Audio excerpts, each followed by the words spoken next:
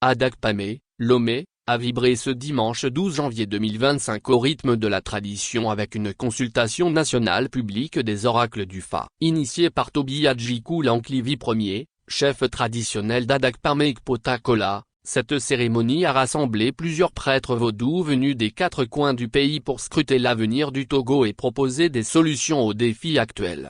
Placé sous le thème Valeurs de la tradition pour une paix durable au Togo, l'événement visait à identifier les causes des malheurs qui frappent le pays, notamment les nombreux accidents de la route, l'insécurité dans le nord et les dissensions internes entre les Togolais.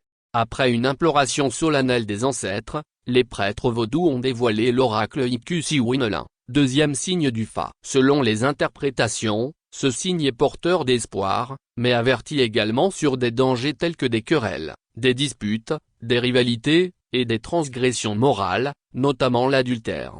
Pour éviter que ces prédictions ne se réalisent, l'oracle invite les Togolais à revenir aux valeurs ancestrales et à faire preuve de vigilance. Ce n'est pas une consultation personnelle, mais un message pour nous tous. Chacun doit corriger ce qui ne va pas dans sa vie. Si tu sais que tu aimes les femmes d'autrui, tu dois arrêter avant qu'il ne soit trop tard, a martelé le doyen des prêtres vaudous.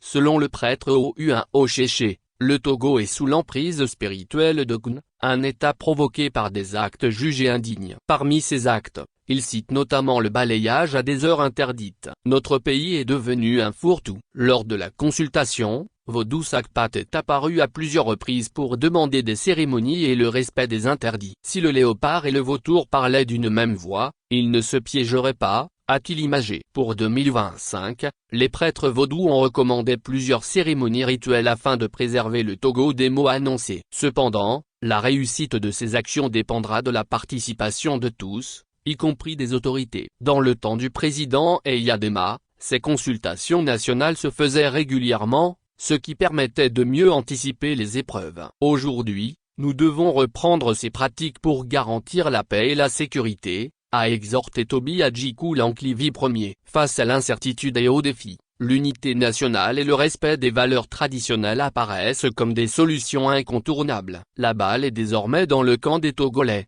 invités à agir pour bâtir un avenir meilleur.